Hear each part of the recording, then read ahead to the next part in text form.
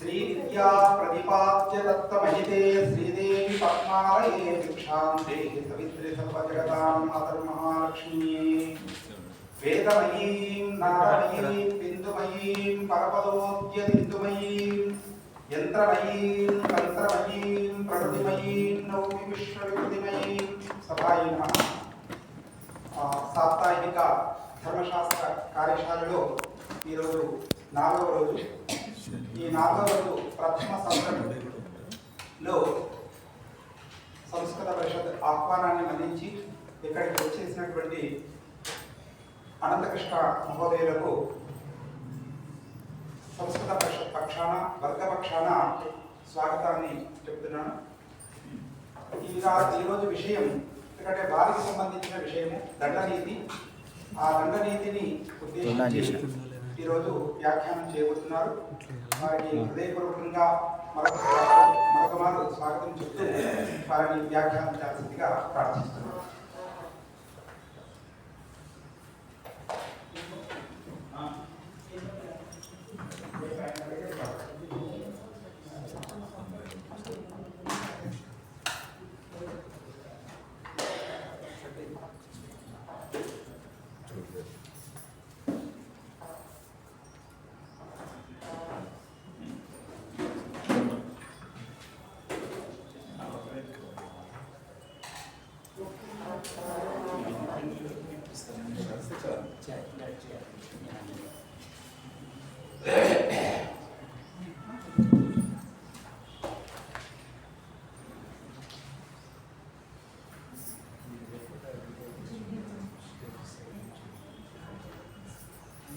शुक्लांबरधरं विष्णुं शशिवर्णं चतुर्भुजं प्रसन्नवदनं ध्यायेत् सर्वविघ्नोपशान्तये शान्तं शुचिस्मितं देवं निःसीममहिमान्वितं कवचं शिष्यगणस्य विषजं भवरोगिणाम् आत्मज्ञानप्रदातारमवाङ्मानसगोचरं सत्यसिद्धिकरं गुरुं नमामि स्वात्मनायकम्।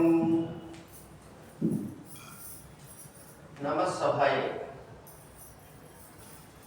ఈరోజు ఓ పరీక్ష రాయడానికి మీ ముందుకు వచ్చి నుంచోబెట్టారు సంస్కృత అకాడమీ వారు. ఐకేఎస్ ధర్మశాస్త్ర అనేటటువంటి వర్క్షాప్లో దండనీతి అనే అంశం మీద 4 మాటలు మాట్లాడుకుంటాం. అసలు దండనీతి అంటేనే చాలా పెద్ద విస్తారమైనటువంటి అంశం.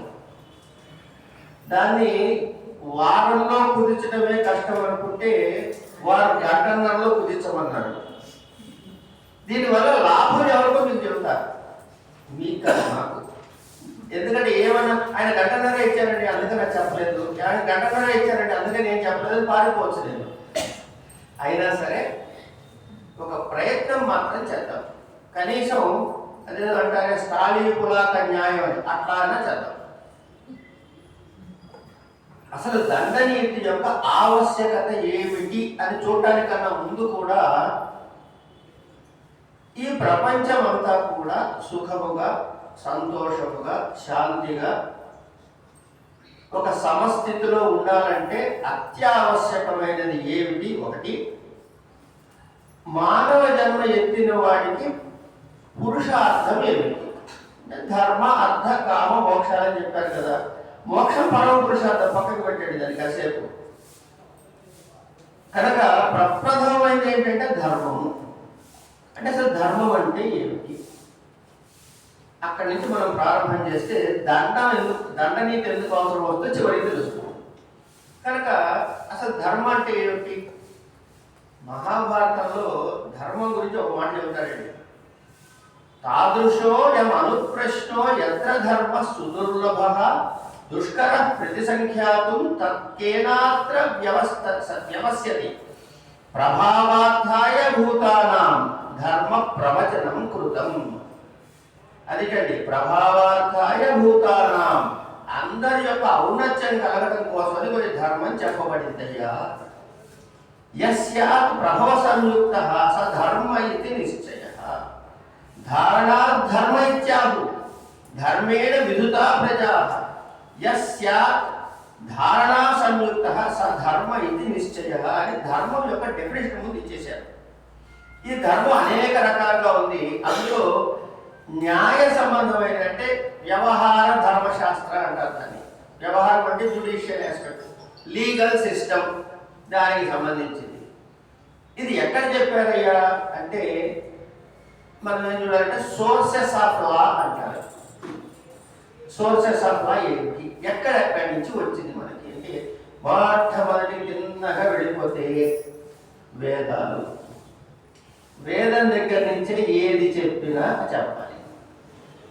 అయితే రాజు కదా అంటే మనకి జడ్జి గారు ఉంటారు కోర్టులో. ఇక్కడ మనం గమనించాల్సింది ఏంటంటే ధర్మశాస్త్రం ఏం చెప్పింది, ప్రస్తుతం ఉన్న చట్టాలు ఎలా ఉన్నాయి, ఇవి రెండు మనం చూసుకుంటూ వెళ్ళాలి. కారణం ఏంటంటే ఈ ఎప్పుడో మాకు ఇప్పుడు ఎందుకు సార్, ఇవి అవసరమా మాకు, ఇప్పుడు మా చట్టాలు ఉన్నాయి కదా అంటే అరే నాయన నీ చట్టం పుట్టింది అక్కడి నుంచి అని చెప్పాలిగా. అని చేత సోర్స్ తెలిస్తే అక్కడి నుంచి ఇది ఎలా ఉత్పన్నమైంది, అక్కడి నుంచి ఎట్లా డ్రా చేశారు అని మనకు తెలుస్తుంది. అయితే రాజు ఎప్పుడూ కూడా చట్టాలు చేసే హక్కు లేదుటండి రాజుకి. మీరు నమ్ముతారా? మరి చెప్పారు చక్కగా, చట్టం చేసే హక్కు రాజుకి లేదు. తస్మాత్ శాస్త్రానుసారేణ రాజా కార్యాన్ని సాధయేత్.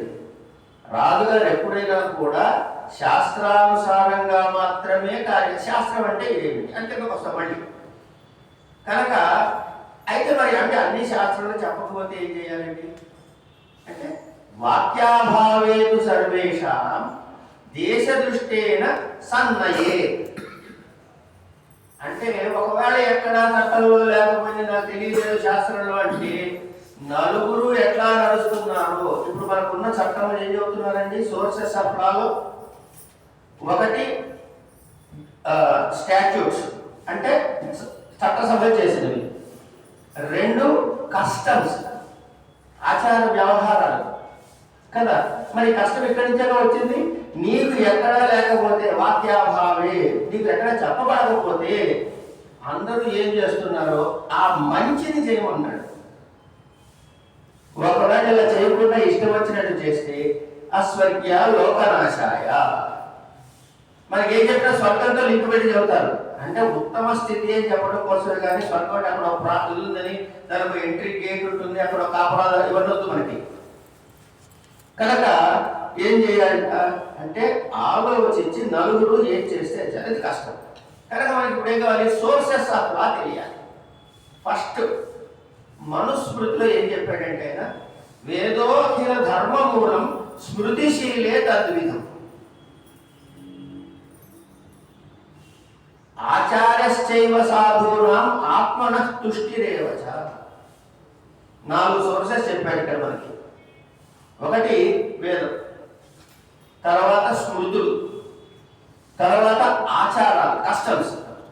ఇవి ఏమీ లేదనుకోండి, నీ మనసుకు ఏది రేఖ దోసే చేరుతుంది. ఆత్మన సృష్టి దేవచ, ఇవి సోర్సెస్ ఆఫ్ లా.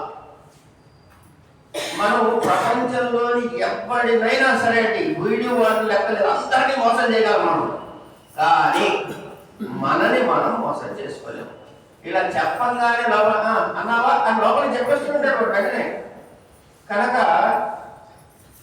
అనిత్య వాక్కులో అమృతం ఉంది కానీ నిత్యమైన వాక్కులో అమృతం లేదు. లోపల అనాహత వాక్కు దాకా ఉంది, అక్కడ అబద్ధం లేదు, నిజమే చెబుతుంది. కనుక అది ఏది చెబితే చేయబోతున్నారు. కనుక ఏం చేయాలట, శృతి ఫస్ట్ సోర్స్. యాజ్ఞవల్కుడు చెబుతున్నాడు. ఇప్పుడు మనకి మన చట్టాలు తీసుకుందాం. ఎక్కడి దాకా వెనక్కి వెళ్ళగలం ఏమంటే బ్రిటిష్ వాడు ఇచ్చిన ఐపీసీ, బ్రిటిష్ వాడు ఇచ్చిన సిఆర్పిసి, సిపిసి, ఐపీ ఇవన్నీ ఉన్నాయి కదా. ఎంత వెనక్కి వెళ్ళి చూసినా 1872 వెనక్కి ఏం లేవు. అన్ని 1872 తర్వాత విషయాలే. మనం మాట్లాడే యాజ్ఞవల్కుడు 1923 వాడు కాదు. ఈ చెప్పబడిన అప్పుడు చెప్పబడ్డాయి. అవి మీరు గమనిస్తూ ఈ రోజు ఉన్న చట్టాల్లో వీటి యొక్క అస్తిత్వాన్ని మనం ఐడెంటిఫై చేస్తే మనకి ఉన్నది ఎంత, మన దగ్గర ఉన్నది ఎంత, మనం తెచ్చుకునేది ఎంత, మనం తెచ్చుకోదగ్గది ఎంత, మూలాన్ని వదిలేసి ఇది పట్టుకు వేలాడుతున్నారా, ఇందులో తప్పులుంటే అక్కడ ఏం చెప్పబడింది, ఇవన్నీ చూసుకునేందుకు అవకాశం ఉంది. ఇది ఒక పెద్ద రీసెర్చ్ ప్రాజెక్ట్ అవుతుంది. యాజ్ఞవల్కుడు అంటాడు శృతి ఫస్ట్ స్మృతి సదాచార స్వస్వచ ప్రియమాత్మనః సమ్యక్ సంకల్ప్యజ కామో ధర్మమూలమిదం స్మృతం. ధర్మానికి ఇవేనయ్య బేసిస్ అని చెప్పాడు. అయితే ఇక్కడ మన సమస్య వస్తుంది. కానీ మీరు 4 చెప్పారు, మాకు శృతి చెప్పారు, స్మృతి చెప్పారు, స్వచ్ఛ చెప్పారు, ఇన్ని చెప్పారు 4. మరి ఇందులో వీటిలో తేడాలు వస్తే నేనేం చెయ్యాలి? ఇప్పటికీ కూడా conflict of judgements, conflict of statutes, conflict of opinion between 2 countries, ఇవన్నీ వస్తే ఏం చేయాలి చెప్పారు కదా ఒక ప్రొసీజర్. ఇప్పుడు ఇక్కడ చూడండి, వ్యాసుడు అంటాడు శృతి స్మృతి పురాణానాం విరోధో ఎత్ర దృశ్యతే, ఎక్కడైనా ఉంటే అప్పుడు ఏం చేయాలి? తత్ర శ్రౌతంతు ప్రమాణం. అంచేత శృతి ఏం చెప్పిందో అదే ప్రమాణం, ఫైనల్ అదే ప్రమాణం. దాన్ని అంటే ఈ ప్రస్తుతం నా గురించి మాట్లాడుతున్నాం. మనకి జ్యూరిస్ ప్రూడెన్స్ అని ఉంటుంది. దీన్నే గ్రాండ్ నార్మ్ అని కూడా అంటారు. ఈ జ్యూరిస్ ప్రూడెన్స్ లో broad and principles of life చెప్తాడు. దాని నుంచి దానికి దెబ్బ తగలకుండా చట్టాలు తయారు చేస్తారు. ఈ చట్టాల్లో కాన్ఫ్లిక్ట్ వస్తే, ఇప్పుడు చట్టాలు అంటే ఏమున్నాయి? ఫస్ట్ ఒక యాక్ట్ చేస్తారండి, ఒక యాక్ట్, దాని తర్వాత సంబంధించిన కొన్ని రూల్స్ ఉంటాయి, దానికి సంబంధించి కొన్ని రెగ్యులేషన్స్ పెడతారు, దానికి సంబంధించి కొన్ని ఇంకేవో ఉంటాయి, లేదా సర్క్యులర్స్ ఇవ్వచ్చు. కానీ ఇచ్చిన అన్నింటిలో కూడా ఏది ప్రధానమైనది అంటే యాక్ట్ ప్రధానమైనది. యాక్ట్ ప్రధానమైనది కదండి, అంటే అన్నిటికన్నా అథారిటీ యాక్టే కదండి అని అంటే, నాయన ఆ యాక్ట్ను సుప్రీంకోర్టు పరిశీలించవచ్చు, హైకోర్టులో పరిశీలించవచ్చు, మనకి కాన్స్టిట్యూషన్కి తేడా వచ్చినట్టయితే ఇది కొట్టేయచ్చు అని. అంటే ఏది పెద్దది? కాన్స్టిట్యూషన్ పెద్దది. కాన్స్టిట్యూషన్లో ఏం చెప్పాడు అంటే ధర్మశాస్త్రంలో చెప్పాడు, ధర్మ ప్రియాంబులో చెప్పాడు. ఇంగ్లీష్ భాష మారింది, దాని ఇంటర్ప్రిటేషన్ మారవచ్చు, కానీ మూలమైనటువంటి దాని లక్షణం మారలేదు. ఆ హైరార్కీ ఆఫ్ థాట్ ఇది మారలేదు. కనుక ఇది తీసుకోవాలి. అప్పుడు మరి రెండింటి మధ్యలో తేడా వస్తే శృతి చెప్పేసాం, బాగానే ఉంది. ఏమంటే మీరే చెప్పబోతున్నారు, చెప్పలేక ఇంకా ఓ బోలెడు స్మృతులు, యాజ్ఞవల్క్య స్మృతి, పరాశర స్మృతి, మనుస్మృతి, వగైరా ఉన్నాయి స్మృతులన్నీ. వీటిలో ఇంటర్సే ఎక్కడైనా క్లాష్ రావచ్చు. అప్పుడు ఏం చేయాలండి అని ఒక ప్రశ్న వేసాడు. స్మృత్యో విరోధే న్యాయస్తు బలవాన్ వ్యవహార. ఈ రెండిట్లో ఏది ధర్మము వైపు ప్రధానముగా ఉన్నదో దాని వైపు నువ్వు తీసుకోవాలయ్యా. ఎక్కడ? వ్యవహారత, కస్టమ్స్ లో, యూసేజ్ లో ఏది నీకైతే ప్రధానంగా ఉందో అది. ఇది మరీ డ్రై సబ్జెక్ట్ అండి, వీలైనంత వరకు పలసపరిచే ప్రయత్నం చేయడమే కానీ నిజానికి ఇది పలసపడటం కష్టం. అయినా ప్రయత్నం చేద్దాం. ఈ డ్రై సబ్జెక్ట్ అయితే మనకు లాభం ఉంది స్పీకర్కి, అది డ్రై కాబట్టి నేను చెప్పలేదని చెప్పి వెళ్ళిపోవచ్చు. అంటే ఎన్ని తప్పించుకునే మార్గాలు ఉన్నాయో చూడండి. సరే, ఇవన్నీ బాగానే ఉన్నాయండి. మీరు శృతి చెప్పారు, స్మృతి చెప్పారు, అది చెప్పారు, ఇది చెప్పారు. వీటన్నింటిలో కూడా ఎక్కడో కూడా కాన్ఫ్లిక్ట్ రిజాల్వ్ కావాలి కదా నాకు. మరి నన్ను అప్పుడేం చేయమంటారు అంటే యజ్జదాచరతి శ్రేష్ఠ, యజ్జదాచరతి శ్రేష్ఠ ధర్మ్యం వా అధర్మ్యమేవ వా. ధర్మం కానీ అధర్మం కానీ రెండు కూడా చెప్పాడు. కులాది దేశ చరణానాం చరితం తత్ప్రకీర్తితం. ఆ సందర్భంలో ఆ దేశ కాల పరిస్థితుల్లో పెద్దవాళ్ళు ఏది నడిచి చూపించారో మంచిదని అది ఆ బాధ్యత. అంటే ఏమంది యూసేజ్. ఎంత యూసేజ్ అంటే నిన్న మొన్నది కాదు, అనాదిగా రావాలి. ఈ అనాదిగా రావాలి అని ఎందుకు చెప్పబడింది అంటే చిన్న ఉదాహరణ చెప్తాను. అనాదిగా ఎందుకుందంటే ఇప్పుడంటే పలసబడింది మధ్యకి, కానీ అప్పుడు గడపరిగాయి. అంచేత వాళ్ళందరూ ధర్మాన్ని తప్పి నడవలేదు. ధర్మం అనగా ఏమంటే వేదంలో చెప్పిందే నాకు ధర్మము. ఇప్పుడు అనేకమైన శాఖలు చ్యుతమైన మనకే లెక్కలు తెలుస్తున్నాయి. పాపం పతంజలి గారే 1000 చెప్పాడు, అందులోంచి ఇప్పుడు ఎన్నో మీకు తెలుసు, నాకు తెలుసు. కనుక అందులో చెప్పబడే ధర్మాలు మనకు తెలుసా? ఆ గ్రంథమైనప్పుడు అందులో ఏం చెప్పాడంటే తెలుస్తుంది. కానీ ఆ కాలం నుంచి అనాదిగా ఆ ఉన్న కాలం నుంచి ఆచరిస్తూ ఉన్నారు కాబట్టి అది శాస్త్రం అంటే అది కూడా వేద సమానం అయింది. అందుకని కష్టం కష్టం కష్టం యూసేజ్ ఎందుకంటారంటే అంతకాలం నుంచి తీసుకుంటున్నాం కాబట్టి అది అంతం కాలేదు.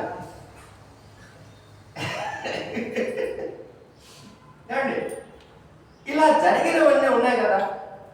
ఇలా మన అనుచారంగా వస్తున్న వాటి ఏం చేయాలంటే రాజు ఒక ధర్మం చెప్పారు. అరే నాయన, ఇట్లాంటి నిర్ణయాలు ఎక్కడైనా చేస్తే నీ రాజముద్ర మీద దానికి పర్మనెన్సీ కల్పించు. ఆ కన్వెన్షన్స్ అంటామే, అలవాటు, కొన్నాళ్ళ నుంచి తీసుకున్న అలవాటు, ఇవన్నీ కూడా నువ్వు చట్టబద్ధంగా చేయడానికి వీలుగా దానికి ఒక ఆమోదముద్ర, రాజముద్ర ఆమోదముద్ర వెయ్యి. ఏమంటే రాజుగారికి సొంత ప్రతిపత్తి లేదన్నారు, మరి అంటే వాడికి ఏ హక్కు లేదా అంటే ఉన్నది. ఎవరు చెప్పారు? మొన్నే జరిగింది కదా సార్ టీవీలో, ఏమిటది, మహాభారతం. కనుక మహాభారత కాలంలో శాంతి పర్వంలో ధర్మరాజుకి భీష్మాచార్యులు వారు చెప్పినటువంటి దాంట్లో ఒక వాక్యం, ఎత్ర చైతే హేతవో నవిద్యంతే, ఎక్కడైతే నువ్వు ఏం ఆచరించాలో నీకు కారణం తెలియకపోతే తత్ర పార్థివ వచనాత్ నిర్ణయ, అప్పుడు రాజు ఒక డెసిషన్ చేయొచ్చు. అంచేత రాజు నిజానికి డెసిషన్ మేకింగ్ లేదు, కానీ ఏమీ లేకపోతే ఒక డెసిషన్ చేయొచ్చు. ఇది ఎవరు చెప్పారు? శాంతి పర్వంలో మహాభారతంలో చెప్పాడు. ఇప్పుడు నేను చెప్తాను. ఏమండి, ఏ చట్టంలోనూ ఇది చెప్పబడలేదు, ఇది చేయకూడదు అది చేయకూడదని. కానీ సుప్రీంకోర్టు వాళ్ళు, హైకోర్టు వాళ్ళు ఇవాటి నుంచి ఇది ఇలా ఆచరించాలి అని చెప్పి ఒక డెసిషన్ ఇస్తారు judgement. That is judgement law అంటాం. ఎక్కడ చెప్పాడు? మహాభారతంలో చెప్పింది ఈ రోజు కూడా మనం ఆచరిస్తున్నాం. So I'm not doing new things. పాత తెచ్చుకుంటాం, కాకపోతే పాత వాళ్ళని మర్చిపోయేంత విద్యత మనకు కలిగి ఉన్నాం అంతే. పెట్టట్లేదు ముందు. ఇదైన తర్వాత ఏమంటే రాజుగారు చేయకూడదు, శాస్త్రంలో కనబడట్లేదు, నాకు ప్రకృతిలో కొత్త అవసరం ఉన్నది సమాజంలో, ప్రకృతిలో సమాజంలో అవసరం ఉన్నది అంటే మరి ఎట్లా నా బతికేమిటి అంటే మనకి చెప్తాడాయన, పరిషత్తు వాడు నిర్ణయం చేయొచ్చు అన్నాడు. పరిషత్ అంటే ఏమిటి అంటే లెజిస్లేషన్. ఇప్పుడు రాజు ఎవడయ్యాడు అంటే లా ఎన్ఫోర్స్మెంట్ ఏజెన్సీ రాజు. స్టాట్యూట్ ఏదంటే శృతి స్మృతులు. ఇంప్లిమెంటింగ్ అథారిటీ ఈయన. కొత్తది కావాలంటే లెజిస్లేచర్ ఉంది. సో ఇప్పుడు మనం ఉన్న 3 limbs ఆఫ్ ది కాన్స్టిట్యూషన్ అని చెప్పుకునే 3 అప్పటి నుంచి ఉన్నట్టుగా. కనుక మనం అంటే ఇదేనమ్మా టెక్నిక్. ఇక విద్యార్థులు బాగా నేర్చుకోవాల్సింది ఇదే. కాపీ కొట్టే తెలియదు. చూసారా ఎంత కాపీ కొట్ట, కానీ కాపీ కొట్టేవాడు తెలియదు. ఇంగ్లీష్ వాడు రాశాడో భయ అంటాం మనం. వాడు రాసిన కానీ తెచ్చుకుని రాసుకున్నాం. So simple is the equation. అందుకని ఈ ఐకేఎస్ యొక్క అవసరం వచ్చింది ఇప్పుడు. ఎందుకంటే మనని టాంజెన్షియల్ గా బయట తోసేస్తున్నారు. అది తొయ్యబడకుండా ఉండాలంటే ఏం చెయ్యాలి అనేది. ఇలా ఇప్పుడు మనకు ఒక కామన్ స్ట్రక్చర్ వచ్చింది. ఎందుకు మన లాభానికి రావాలిగా కాసేపు, మరి ఎలా అలా తిరిగి వస్తే అలా ఇలా తిరగకూడదు, లాభానికి రావాలి. కనుక ఈ లాకి సంబంధించినటువంటి విషయాలు ఎక్కడున్నాయి కొన్ని చూద్దాం. అన్ని చూడండి, మనకున్న సమయాన్ని దృష్టిలో పెట్టుకుని అలా 2-3 వేరుశెనగ గింజలు పట్టి కింద తీసుకుందాం. ఋగ్వేదములో ఇది ఎప్పటికంటే ఋగ్వేదం అంటే ఒక 10 years బ్యాక్ కదా. అందులో 10వ మండలంలో 85వ సూక్తములో ఆ నెంబర్ రిఫరెన్స్ ఇస్తున్నా మీకు. వివాహ విషయకమైన సూక్తం ఉంది. ఈ రోజు చేయబడిన వైవాహిక సంబంధిత చట్టాలన్నీ కూడా అందులోంచి మూలం తీసుకునే ఉన్నాయి. ఋగ్వేద కాలానికి వెళ్ళాం మనం. ఐకేఎస్ అంటే ఏంటంటే ఇండియన్ నాలెడ్జ్ సిస్టమ్ కాదు. మనం బయటకు వెళ్ళిన తర్వాత ఐ నో సార్ అని అన్నాడు మనం. ఓకే, తర్వాత ఏం చెప్పాడు? ఇది శృతి. స్మృతులు ఏం చెప్పారయ్యా? ధర్మ సూత్రాలు ఉన్నాయి. మళ్ళీ శ్రౌత సూత్రాలు, గృహ్య సూత్రాలు, ధర్మ సూత్రాలు. ఈ ధర్మ సూత్రాలు, ఈ శ్రౌత సూత్రాలు ఏమన్నా ఎట్లా ఉండాలి వ్యాధి వచ్చింది. గృహ్య సూత్రాలు ఏమన్నా ఎట్లా సొసైటీలో మనం బిహేవ్ చేయాలి. ఈ గృహ్య సూత్రాలు ఒడి దగ్గర పెట్టి పాటిస్తే దాని తర్వాత అవసరం ఉండదు. కానీ అలా కాకుండా కావాల్సి వస్తే ధర్మ సూత్రాలు అంటే సివిల్ కానీ క్రిమినల్ కానీ చట్టాలన్నీ కూడా అంటే ఏం పనిష్మెంట్ కొన్ని విధానాలన్నీ కూడా ధర్మ సూత్రాలు ఉన్నాయి. ఇక తర్వాత వచ్చింది ఏంటి? ఈ శృతులలో చెప్పబడినవి, ఈ ధర్మ సూత్రాల్లో చెప్పబడినవి కూడా స్మృతుల రూపంలో దానికి వ్యాఖ్యా రూపం అనుకోండి కాసేపు. ఏమిటది అంటే మన స్మృతి ఉంది, యాజ్ఞవల్క్య స్మృతి ఉంది, నారద స్మృతి ఉంది, పరాశర స్మృతి ఉంది, బృహస్పతి శృతి, కాత్యాయన శృతి, ఇట్లా ఓల్డ్ లిస్టు చెప్పాలంటే చాలా ఉన్నాయి. బాగున్నాయండి, శాస్త్రం చెప్పారు, అది చెప్పారు. మాకు అర్థం కాకపోతే ఈ అంకులు స్మృతి అంకులు మనకి చెప్పాడు, అది మనకు అర్థం కావట్లేదు. తర్వాత ఒక దగ్గర ఒకలా చెప్పాడు, ఒక దగ్గర ఒకలా చెప్పాడు. వాళ్ళు నిజానికి చెప్పింది ఒకటే అయి ఉండొచ్చు కాక, కానీ మనకు అర్థం కావట్లేదు. అప్పుడు ఏం చేయాలి? దాని ఒక వ్యాఖ్యానం చేయాలిగా, దాని ఒక ఇంటర్ప్రిటేషన్ ఇవ్వాలిగా. అందుకని ఏం పుట్టిందయ్యా? మీమాంసా శాస్త్రం. మీమాంసా శాస్త్రం నిన్న మొన్న మీరు టైం ఫ్రేమ్ ఎప్పుడు వెనకెళ్ళిపోండి. అయితే మీమాంసా శాస్త్రం అంటే ఇంటర్ప్రిటేషన్. మీమాంసకి పెద్దలు చెప్పే డెఫినేషన్ ఏంటంటే పూజిత విచార. పూజిత విచార అంటే ఏంటి? ఇది ఎక్కడ వస్తాడు? కులంలో అనగా కాదు, ఇది రాశాడా, ఎందుకు రాశాడబ్బా అని వెతుక్కోవాలి. అంతేకాదు అది తప్పు అని మాత్రమే కాదు, అది రైట్, ఎందుకు రైట్ తెలుసుకో. ఇది ఇంటర్ప్రిటేషన్ అన్నమాట. సో దీన్ని మీమాంస అన్నారు. ఇక్కడ దాకా వచ్చాం, కానీ అన్ని మనకి తెలిసే గుర్తుండద్దు, ఉండాలి కాదు. కనుక ఏం చేశారు? తర్వాత నిబంధన గ్రంథాలు అన్నారు. ఇప్పుడు మీకు ప్రతి హైకోర్టులోను ప్రతి సుప్రీంకోర్టులోను ఏడాది అవ్వగానే ఇందులో పుస్తకం అమ్ముతాడు, డైజెస్ట్ అని అమ్ముతాడా కూడా. ఈ డైజెస్ట్ నిబంధన గ్రంథాలు అంటే డైజెస్ట్ కాన్సెప్ట్ ఎక్కడి నుంచి వచ్చింది? అక్కడి నుంచి వచ్చింది. వెనక్కి వెళ్ళిపోతుంటారు అనమాట.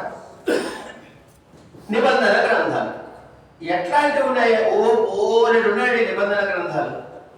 మితాక్షర రాసిన విజ్ఞానేశ్వరుడు రాసిన మితాక్షర, జీమూత వాహనం రాసిన దాయభాగ స్కీము, దేవన్న భట్ట రాసినటువంటి స్మృతి చంద్రిక, చండేశ్వరుడు రాసినటువంటి వివాద రత్నాకర, తర్వాత పరాశర మాధవీయ మాధవాచార్యులు రాశారు, వివాద చింతామణి వాచస్పతి మిశ్రుడు, వివాద చంద్ర లక్ష్మీదేవి, సరస్వతి విలాస ప్రతాపరుద్రదేవుడు.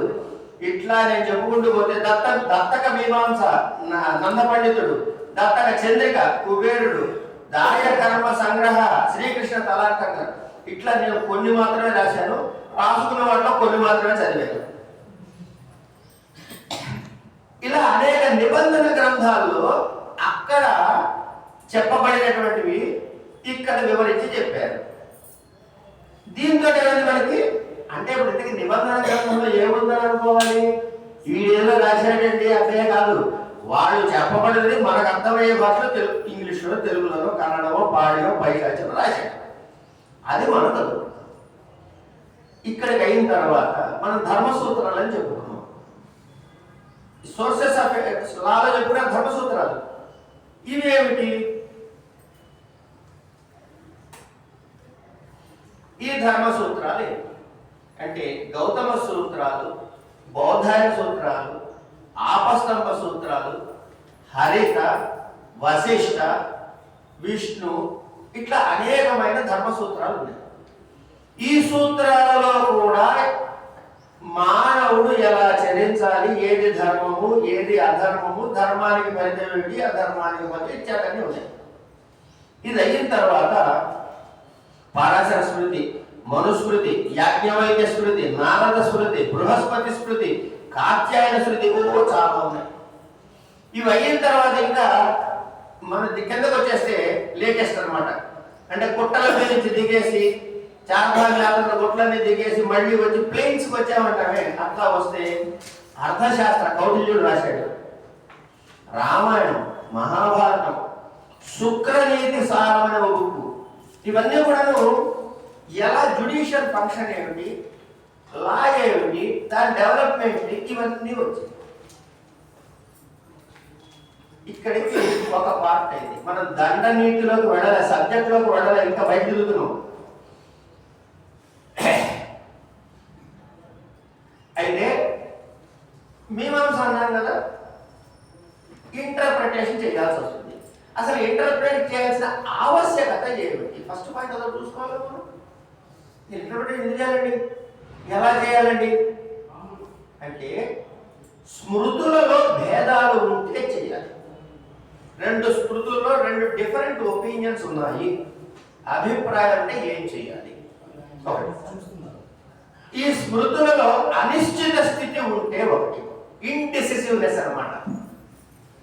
ఇలాగా అలాగా ఎట్లా అని కన్ఫ్యూజన్ ఉంటే, లేదు స్మృతులు సైలెంట్, అదేం చెప్పలే ఈ విషయం మీద, అప్పుడేం చేయాలి కదా?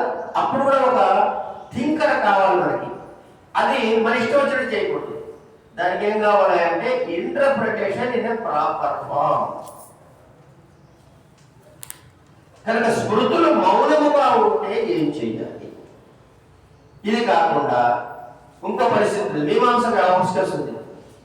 శృతుల భాష, శృతుల భాష కొంత కాఠిన్యం ఉండొచ్చు, కొంత వ్యంగ్యం ఉండొచ్చు, కొంత పరోక్షత్వం ఉండొచ్చు. ఇవి చాలా జాగ్రత్తగా చాకచక్యంగా వ్యాఖ్యానించాల్సిన అవసరం రావచ్చు. అప్పుడు ఎవరైనా ఇంటర్ప్రిట్ చేయాలి, అందుకని మీమాంసా శాస్త్రం కావాలి. ఈ మీమాంసా శాస్త్రం అనేది పూర్వమీమాంస. మళ్ళీ దీనికి సంబంధించిన తోడే ఉంటాయి. న్యాయం కావాలి, తర్కం కావాలి. అంటే న్యాయము, వైశేషికము, మీమాంస, ఈ మూడు శాస్త్రాల్లో ప్రవేశం ఉంటే కానీ వాడు సరి అయినటువంటి వ్యుత్పత్తిని సాధించలేడు. కానీ ఇది అవసరం. ఇవన్నీ ఎక్కడున్నాయి? మళ్ళీ మా తాతలు ముగ్గురు అంటే సినిమాలు అట్లా అనమాట. వాళ్ళు అక్కడికి వెళ్ళిపోతున్నారు మాటిమాటికి. ఇంకా ఇవి వచ్చిన తర్వాత ఈ మీమాంస అయిన తర్వాత ఏమైనా కామెంట్రీస్ చెప్పుకున్నాం, డైజెస్ట్లు చెప్పుకున్నాం. ఇది అయిన తర్వాత ఈ ఇందాక చెప్పినటువంటి యాజ్ఞవల్క్యుడు రాసినటువంటివి, వాటి కంపెండియమ్స్ ఉన్నాయి కదా, ఇవన్నీ కాకుండా కొన్ని విశేషమైన గ్రంథాలు కూడా వ్రాయబడ్డాయి. ఉదాహరణకి దత్తత స్వీకారం చేయాలి, ఎలా చేయాలి, దాని ప్రొసీజర్ ఏమిటి, ఎవరికి అర్హత ఉంది, ఎవరికి అర్హత లేదు, ఏ సమయంలో చేయాలి, చేయకపోతే ఏమిటి, ఇది అయిన తర్వాత ఇక్కడ మనం గమనించాల్సిన ముఖ్యమైన విషయం ఏంటంటే ఈ చట్టము, ధర్మము, న్యాయము అనేటి అంశాలన్నీ చూడటానికి ఒకలా ఉన్న భిన్నమైనటువంటి అంశాలు. ఇవి ధర్మము, మూలమైన ధర్మం మారదు, కానీ కాలానుగుణంగా, దేశానుగుణంగా చిన్న చిన్న మార్పులు జరుగుతుంటాయి. ఇలా జరిగే మార్పులలో అంటే ఏమిటైంది ఇక్కడ, మన ఆచార వ్యవహారాలు ఒక చట్టంలో బిగించబడి, అంటే స్టాటిక్ అంటే అవే కాదు, దే ఆర్ డైనమిక్. అది ఎప్పటికప్పుడు మార్పు చెందుతూ ఉంటుంది. చెందినప్పుడు మూలమైన ధర్మం చెడిపోకుండా దీన్ని ఆపుకోవాలి. మూలమైన ధర్మం చెడకూడదు, కానీ ఇది ఎలా నడుస్తుందని తెలుసుకోవాలి. ఇది దీనిలో ఉన్నటువంటి ప్రధానమైనటువంటి లక్షణం. అందుకని ఏమైంది, మార్పు చెందుతూ ఉన్న మూలాన్ని మార్చకుండా చూసాం. ఇక్కడికి వచ్చాం. ఇది అయిన తర్వాత మనం తెలుసుకోవాల్సిన నెక్స్ట్ ఏంటంటే, అసలు దండించాల్సిన ఆవశ్యకత ఎందుకు వస్తుందండి? దండితం అన్నాడు బాగానే ఉంది, ఎందుకు దండించాలి? అసలు దండించాల్సిన ఆవశ్యకత ఏమిటి అంటే ఒక తప్పు చేస్తే ఇప్పుడు ఇక్కడంతా సంస్కృతంలో మాట్లాడుతూ ఉంటారు ఏమండి మనకి రాదు వాళ్ళకి వచ్చినా మాట్లాడుకుంటున్నారు. అయితే ఆయన ఏదో అంటాడు కాసేపు ఒక పెద్ద ఆయన ఇక్కడ కూర్చున్న పెద్ద ఆయన చషకమాలయ అన్నాడు. నన్ను అడిగారు అనుకోండి అరే గ్లాస్ తీసుకురా అంట అంతే కదా. మా ఇద్దరి భావంలో ఏమన్నా మారుతుందా? ఏం లేదు కదా. భాష మారింది, భావం మారలే కనుక కాలం మారింది, భాషలు మారుతున్నాయి, మూలమైన వస్తువు మారలేదు. అయితే మూలమైన వస్తువుని మనం తెలుసుకోకపోవటం వల్ల ఇదే నిజం అనుకుంటున్నాం అంతే కదండి. మన అజ్ఞానం ఎంత ఉంటుందంటే సూర్యుడు తూర్పున ఉదయించును అన్నది నిత్య సత్యము అంటాం. వాడు అసలు ఎప్పుడైనా ఆగాడండి పాపం పిచ్చివాడు, తిరుగుతూనే ఉన్నాడు. వాడు ఆగిపోయినట్టు అక్కడ ఏదో అసలు మనలాగా దుప్పటిగా పడుతున్నట్టు ఏంటా ఫీలింగ్ అంటే ఒక అభిప్రాయం చదివే కాదు. ఆలోచించండి ఒకసారి. పోనీ ఇలాంటి పశ్చిమాద్రిలో స్వస్థం ఇచ్చాడండి అన్నారు. ఆ పక్క కింద వాడికి ఏమైనా ఉదయాద్రి, మరి పశ్చిమాద్రి ఉదయాద్రి చెప్పండి ఒకసారి. కనుక మీ దృష్టి వేరు, నా దృష్టి వేరు. ఇటువాడి ఉదయాద్రి, అటువాడికి పశ్చిమాద్రి. ఇక్కడ వాడికి అస్తమయం, అక్కడ వాడికి ఉదయం. కానీ పాపం ఉన్న తిరిగే సూర్యుడు నడే, వాడికి ఏం మార్పు లేదు. వాటి స్టాండర్డ్. ధర్మం కూడా అలాగే, అది స్టాండర్డ్, అది మానదు. ఏమిటి దాని లక్షణం ఏమిటి అంటే అందరూ సుఖంగా ఉండాలి, అందరూ సుఖంగా ఉండాలి, అందరూ హాయిగా ఉండాలి. ఇదేగా ధర్మాలు చెప్పింది. దీనికి కావాల్సినవి మరి తప్పులు వస్తూ ఉంటాయి అప్పుడప్పుడు. అప్పుడు ఏం చేయాలి అంటే ఆడవాళ్ళకి తెలిసినట్టు మగవాళ్ళకి తెలియదు ఈ విషయం. ఈ కాలం ఆడవాళ్ళు కాదు, పాతకాలం ఆడవాళ్ళు. మళ్ళీ పాతకాలం ఆడవాళ్ళే చెప్తాం, ఈ కాలం వాళ్ళని చెప్పం మేము. ఎందుకు ఈ కాలం వాళ్ళు గ్రైండర్లో సిగ్గిరు అని చెప్తారు, పాతకాలంలో రుబ్బులో వేసి మళ్ళీ పోకుండా చెట్టు తోస్తూ ఉంటారు. కనుక పప్పు బయటికి పోకుండా తోసినట్టుగా ధర్మం చెప్పి చేసుకుంటే మళ్ళీ లాక్కురావాలి ధర్మంలోకి. దీనికోసం అని దండ నీతి వచ్చింది. కనుక పప్పు పొరపోకుండా ఉండాలంటే దండ నీతి రావాలి. ఇట్లా తోసుకుంటూ ఉంటాం అన్నమాట. సరే అంటే దీనికి ఏం పేరు పెట్టారంటే పేర్లు చెప్తున్నా. ఇప్పుడు చేస్తే క్రైమ్ అంటాం. ఆ కాలంలో దాన్ని సిన్ అంటే పాతకము అన్నారు. పేరు పాతకము. ఈరోజు క్రైమ్ అని ఏదైతే వాడుతున్నామో అది ఇది సమానార్థకాలు. బాగుందండి, చక్కగా చెప్పారు. అమ్మా పాపంకి రెండు ఒకటి అనుకోసేపు. ఇప్పుడు అసలు అద్వైత సిద్ధాంతం చెప్పడం ఒక నిమిషంలో రెండు ఒకటి అని చెప్పా కాబట్టి అద్వైత సిద్ధాంతం చెప్పేస్తా. అద్వైత సిద్ధాంతం రావాలంటే టెక్స్ట్ బుక్ చదవక్కర్లేదండి, మ్యాథమెటిక్స్ వస్తే చాలా అన్నాడు ఒక ఆయన. అదేంటి మ్యాథమెటిక్స్ అద్వైతం ఎక్కడ ఉందండి అని అంటే మొత్తం బేసిక్ ఆపరేటర్స్ ఇన్ మ్యాథమెటిక్స్ ఏమిటి అన్నాడు. ఏముందండి ఎడిషన్, సబ్స్ట్రాక్షన్, డివిజన్, మల్టిప్లికేషన్, అంతే కదా. బాగుంది. What is division? Continuous subtraction from one again and again. Repeated subtraction is division. Division ఉందా ఇప్పుడు? లేదు కదా. ఇప్పుడు ఎన్ని ఉన్నాయి ఆపరేటర్స్? మూడే అండి. మల్టిప్లికేషన్ అంటే కంటిన్యూస్ ఎడిషన్, కనుక సబ్స్ట్రాక్షన్ మల్టిప్లికేషన్ పోయింది. What is subtraction? Nothing but reverse addition అన్నాడు. సో ఉన్నది వీళ్ళది ఒకటే, కనపడే వీళ్ళు ఉన్నాయి ఉన్నది ఒకటే, పాపకు పాపంలో. సరే, రెండు ఆస్పెక్ట్స్ ఉన్నాయండి. ఒకటి మెంటల్ ప్లేన్, రెండు ఫిజికల్ యాక్టివిటీ. ఈ మాటలు చాలా జాగ్రత్తగా పట్టుకోండి. ఒకటి మెంటల్ ప్లేన్, రెండు ఫిజికల్ యాక్టివిటీ. పక్కవాడి భార్యను చూడకూడదు, ఇది మెంటల్ గా ఉండాల్సినటువంటి మేకప్ ఆఫ్ మైండ్. చూశాడు అది తప్పు, చూడలేదు అది కరెక్ట్. కనుక చూడకపోతే ధర్మంగా ఆచరించినట్లు,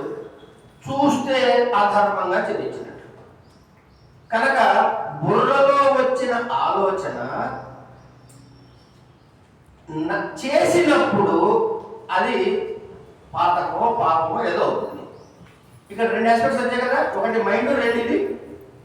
ఇప్పుడు లేటెస్ట్ గా చెప్పే లా, నిన్న మొన్న మనం ఇంగ్లీష్ వాడు దానం చేసేది లా ఉంది, ఐకేస్ కాదండి, వాడు ముందే చెప్పాడు ఏమని, మెన్సరియా ఓవర్ ట్యాక్ట్ అన్నాడు. ఈ రెండు మాట ఎక్కడి నుంచి వచ్చాయమ్మా? ధర్మ భావన, ధర్మ ఆచరణ. పొరపాటు వేళ కాదు వచ్చానుకో, అది ధర్మం తప్పినట్ట కాదు, పొరపాటు. కావాలంటే తప్పు. అంచేత పొరపాటున వెళ్తుంటే తలుపు తీసి ఆయన వెనకాల ఉన్నాడు పాపం, నేను గమక్కని తలుపు చూస్తుంటే ఆయన ముక్కు పోయింది, నా ముక్కు పోయింది, సరే వేరే విషయం అది. ఇది యాక్సిడెంట్. కానీ ఆయన వస్తున్నాడా, సరే తలుపు రాని అని చెప్పి తలుపు దాకా రాని స్థాపన కొట్టాను అనుకోండి, అది తప్పు. మరి జరిగింది ఏమిటి అక్కడ? ఒకటే, నేను ఆయన్ని గుర్తుకోవడం అనేది జరిగింది, కానీ బుర్రలో ఉన్న ఆలోచనని బట్టి అది తప్పు రైటో తేలింది. దీన్నే ఇంగ్లీష్లో ఏం చెప్పారంటే మెన్సరియా ఓవర్ ట్యాక్ట్ అన్నారు. ఇప్పుడు నేను ఆయన తెలియకుండా కొట్టేసాను, ఏమన్నా యాక్సిడెంట్ అంటామా? ఇప్పుడు అక్కడ నాకు దుష్ట భావన ఉందా? కానీ చర్య ఉన్నది, దుష్ట చర్య ఉన్నది, దుష్ట భావన లేదు. కనుక దీన్ని యాక్సిడెంట్ అన్నారు. దీన్ని యాక్సిడెంట్ అన్నారు. ఇదే మెన్సరియా ఓవర్ ట్యాక్ట్ ఉంటేనే అది క్రైమ్, లేకపోతే కనుక అది యాక్సిడెంట్ అని ఇప్పుడు కూడా మన చట్టాలు అదే చెబుతున్నారు. కానీ ఎక్కడి నుంచి మన మూలాలు ఎక్కడి నుంచి తెచ్చుకున్నాం చట్టాన్ని గమనించడం కోసం ఇవన్నీ చెబుతున్నారు.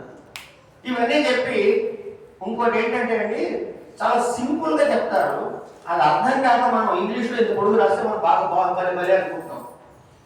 ఒక వాక్యం చదువుతానండి, యత్ కర్మ కృత్వా కుర్వన్శ్చ కరిష్యంచైవ లజ్జతి. మూడు ఆస్పెక్ట్స్ చెప్పాడు. ఒక పని చేసి, లేదు చేస్తూ, లేదు చేద్దాం అనుకుంటూ, మూడు భాగాలు చెప్పేశాడు. పాస్ట్, ప్రజెంట్, ఫ్యూచర్ అయిపోయింది. యత్ కర్మ కృత్వా కుర్వన్శ్చ కరిష్యంచైవ లజ్జతి, సిగ్గుపడతావు. ఎవరో చెప్పక్కర్లే, మనకి తెలుస్తుంది మనసులో. సిగ్గుపడతావు. తత్ జ్ఞేయే విదుష, అది పెద్దవాళ్ళు చెప్పారు. ఏమని? సర్వం తామసం గుణ లక్షణం. నువ్వు ఏం చెప్పావు అంటే కనుక పాపం అంటే ఏమిటి అంటే విధి డెఫినేషన్ అని ఇచ్చాడు. ఎవరు ఇచ్చారు? మనువు ఇచ్చాడు. 12th చాప్టర్లో 35వ శ్లోకంలో ఇచ్చాడు. ఇది తప్ప కాదుగా. ఈరోజు కూడా ఇదే మరి నీ పుస్తకాలు కూడా ఇదే రాసావు నువ్వు. అంచేత ఇది కాన్సెప్ట్ ఆఫ్ సిన్ అంటే ఏమిటి, పాపం అంటే ఏమిటి, పాతకం అంటే ఏమిటంటే ఏది చేయడం వల్ల నువ్వు తప్పు చేస్తున్నావు అన్న భావన నీకే కలుగుతుందో అది నాయన అన్నాడు. హాయిగా ఉంది. ఇప్పుడు ఈ తప్పు జరిగిందా జరగదు, ఈ ధర్మం అని చెప్పారు కదమ్మా.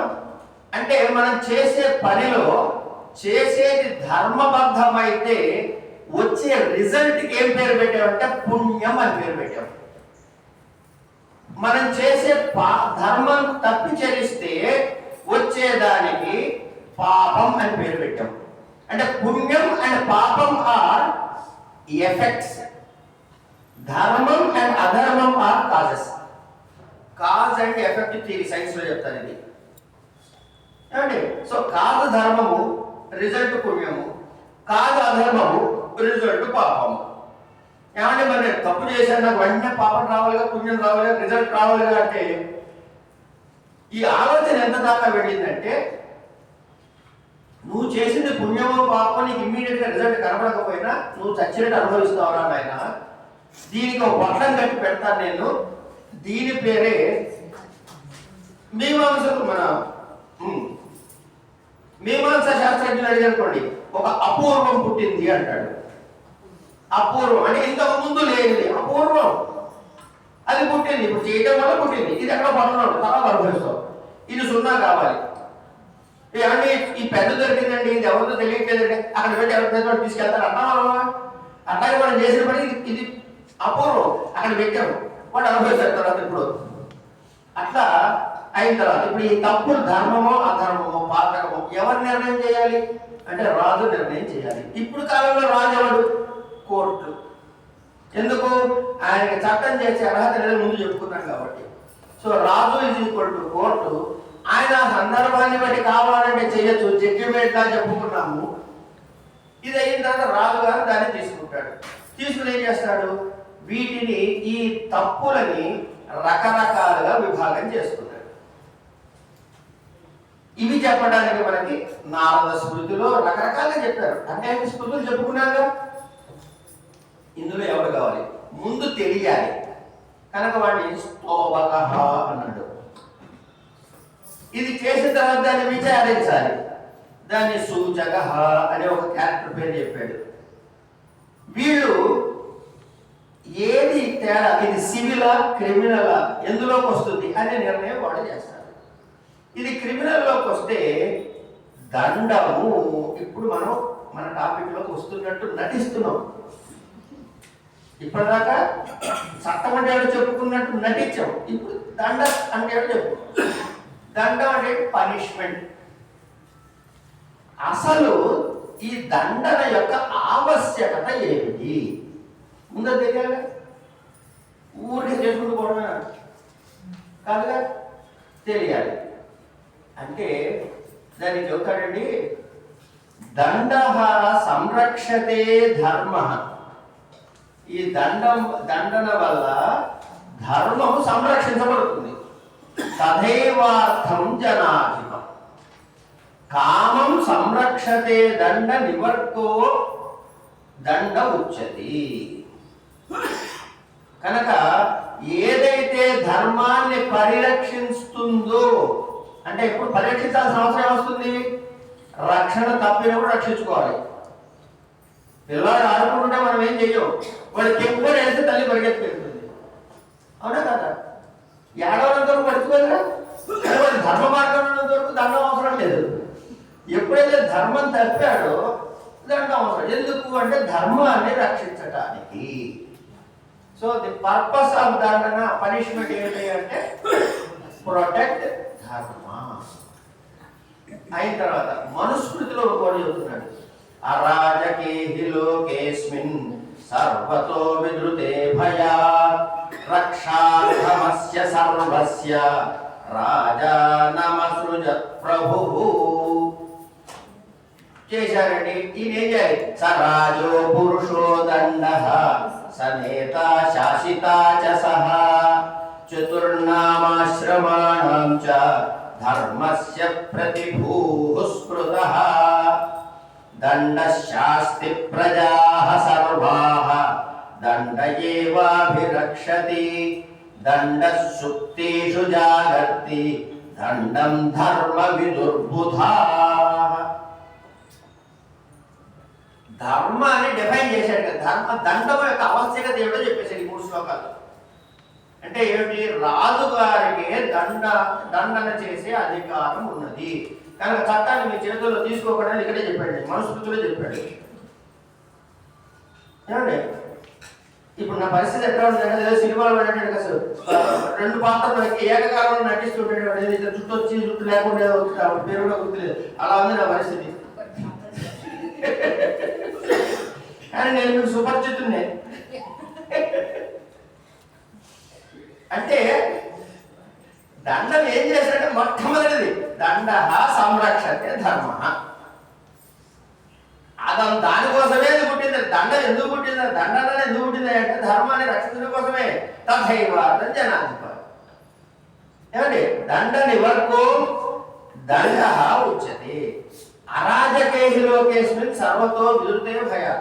ఒకవేళ ధర్మము లేకపోతే, అరాజకమైపోతే, అరాజకం అంటే నియంత్రించేవాడు లేకపోవటము.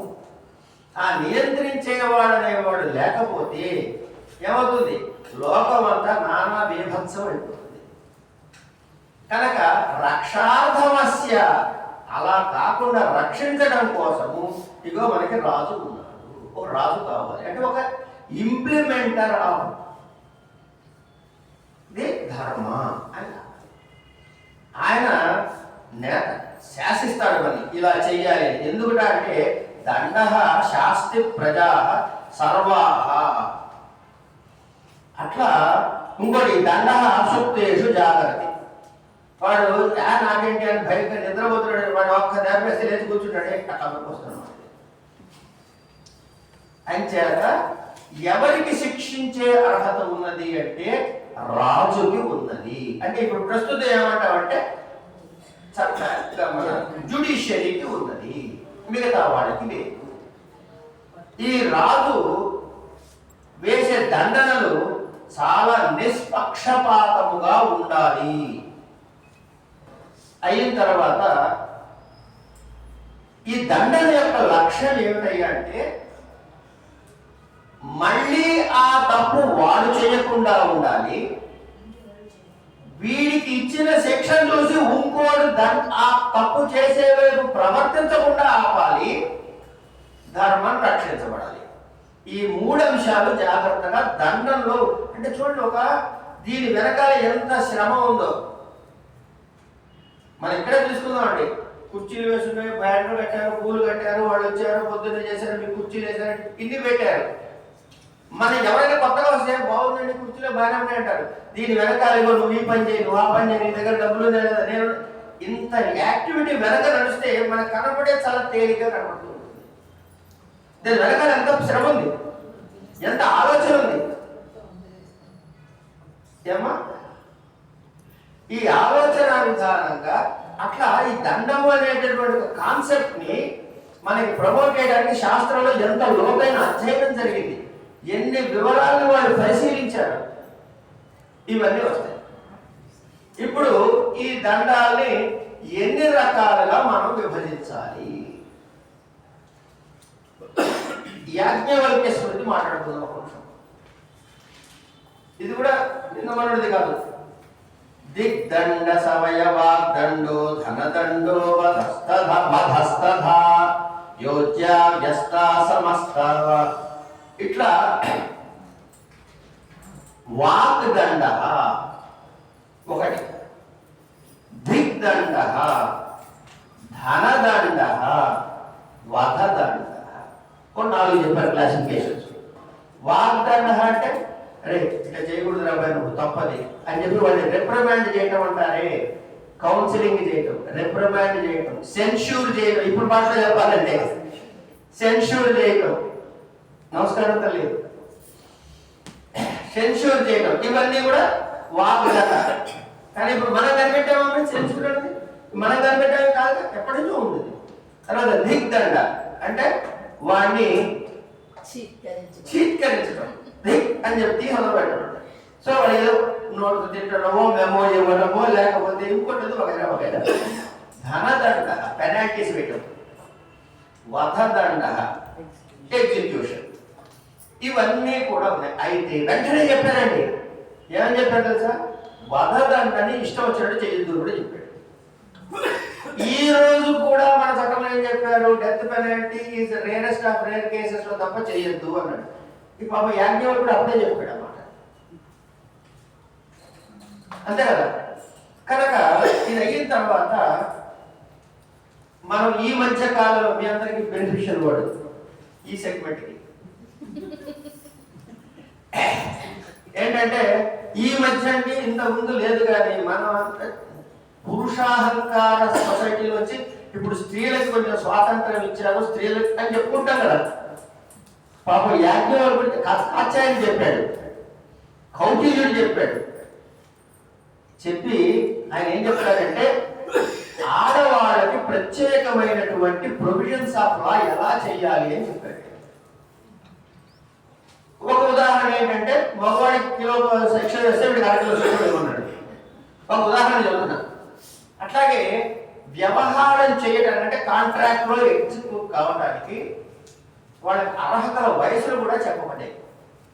కౌటిల్యుడు చెప్పాడు, కాచార్యుడు చెప్పాడు, వగైరా చెప్పాడు. సరే మనం చెప్పుకున్నాం కదా, డెత్ సెంటెన్స్ అంటే మరణదండని విశేషంగా చెప్పారు. అయిన తర్వాత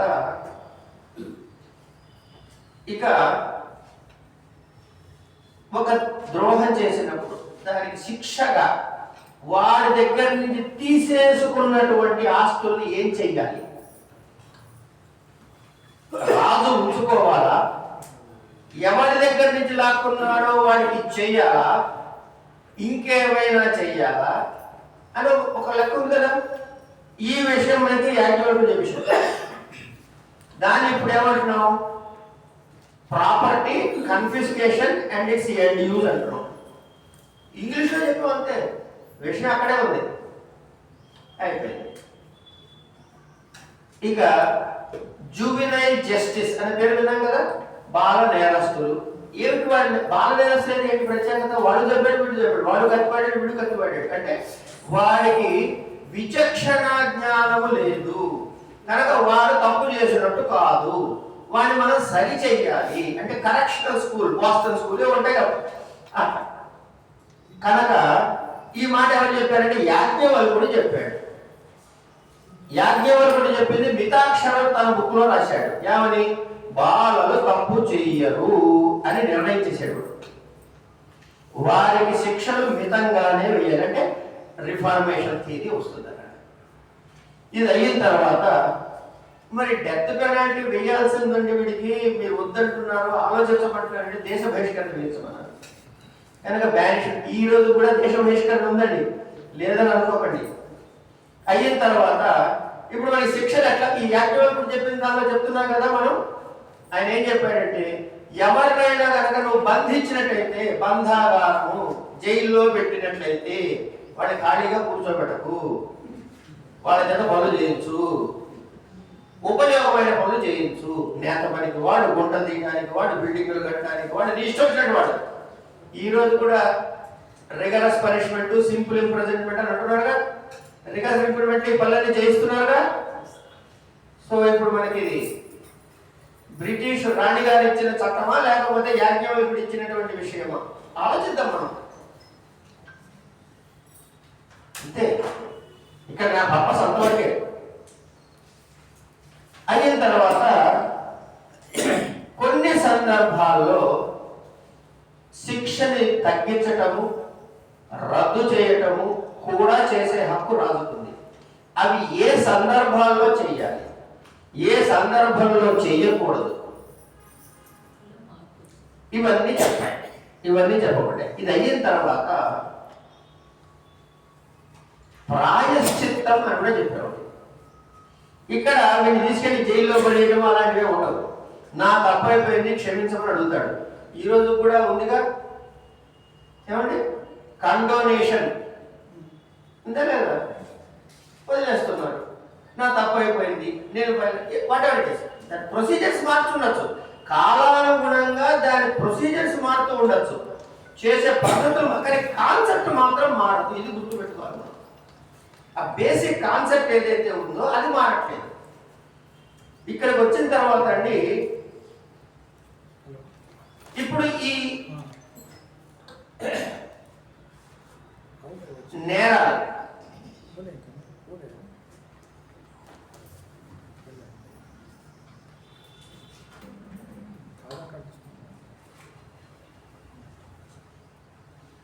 నేరాలు ఎన్ని రకాలు? నేరాలు ఎన్ని రకాలు అంటే దానికి కొన్ని క్లాసిఫికేషన్స్ ఇచ్చారు. పేర్లు మారుతాయి, విషయం మారుతాయి. ఏమండి, మనం ఇక్కడ సమోసా అంటూ వాడు ఎక్కడికో పోతే సింగడానో ఏదో కొట్టేదో అంటాడు, తినేది అదే. ఇంకా నిజం చెప్పాలంటే తినేది ఏంటంటే గోధుమ పిండి, ఆలుగడ్డ తప్పికేం లేదు. రకరకాల పేర్లు పెడుతున్నాం, పూరి అంటాం, దోశ అంటాం, చపాతి అంటే ఏమంటున్నాం. అట్లా దండ పారుష్యం ఒక పేరు. దండ పారుష్యం, పారుష్యం అంటే ఓవర్ యాక్షన్, చెయ్యకూడదని చేయడం. పరుష చర్యలు, హార్ష్. దీని ఫస్ట్ క్లాసిఫికేషన్ వాక్ పారుష్యం అన్నాడు. వాక్ పారుష్యం అంటే ఏంటి? డిఫమేషన్. ఇవాళ పేరు చెప్పాలంటే డిఫమేషన్. ఈ డిఫమేషన్ అంటే ఏమిటి? ఇది నేను ఎక్స్ప్లెయిన్ చేయాలంటే ఒక్క టాపిక్కి నాకు 2 రోజులు పడుతుంది. కనుక ఉన్నాయి అని చెప్పుకుంటే వెళ్ళిపోతాయి.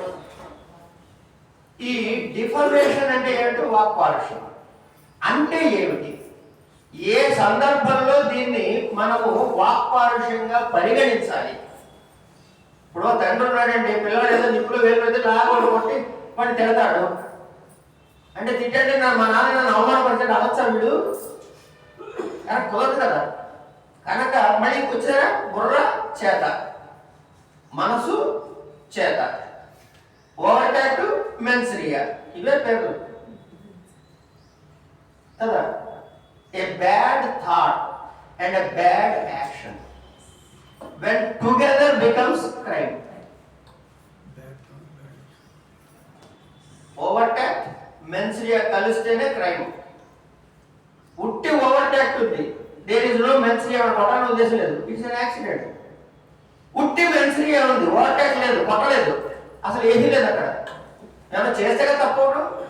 నేను ఎన్నెన్ని కొట్టలేదు, వాడు చచ్చిపోతే బాగుంది. మనం రోజు టీవీ చూస్తున్నప్పుడు, వార్తలు చదువుతున్నప్పుడు, ఇంకా గట్టిగా ఇవ్వాలని చెప్పాలంటే ఫేస్బుక్ చూడగానే, ఫేస్బుక్ తీయగానే ఊగిపోతాం. ఏమి ఉండదు అక్కడ, మోహన్ బీపీ పెరగడం తప్ప ఏమి ఉండదు. కానీ ఎంతమందిని మనం రోజు చంపేసాం మనసులో చూడండి, ఆలోచించండి. కనీసం కొట్టాం, మూతి పగిలేలా ధన్యం, ఇవన్నీ మనసులో చేస్తున్నాం. దీనికి ఏమైనా శిక్ష వేస్తారండి. కనుక మెన్సరీగా ఒకటే ఉండి ఓవర్టేక్ లేకపోతే అసలు ఏమీ లేదు. మెన్సరీగా లేదు, ఓవర్టేక్ ఉంది అంటే దాన్ని యాక్సిడెంట్ అన్నాము, రెండు ఉంటే క్రైమ్ అన్నాము. ఓకే, సో ఈ వాక్పారుష్యం అంటే ఏమిటో తెలుసుకోవాలి. ఎన్ని రకాల డిఫర్మేషన్స్ ఉన్నాయి, క్లాసిఫికేషన్ ఆఫ్ వాక్పారుష్యం అన్నమాట. అంటే ఏమండి, ఇప్పుడు మనకు ఉన్నాయి criminal defamation, civil law attract అవుతుంది, సివిల్ కంటెంప్ట్, క్రిమినల్ కంటెంప్ట్ అంటున్నాం కదా. ఇవన్నీ ఇచ్చాడండి దిక్కుమాలి చెప్పి పెట్టాలంటే అది కప్పటి కాంటెంప్ట్ తీసుకుంటాడు. సార్ తమరు ఇట్లా చేశారండి అంటే అది వేరే. మీకు చక్కగా సరదాగా జోక్ చెప్తా, నవ్వకండి, నవ్వదంతా ముందే నవ్వేసుకోండి. నేను ఏమంటాడంటే ఒక జడ్జిమెంట్ వస్తుందండి, అంటే ప్రాక్టికల్ గా చెప్తున్నాను.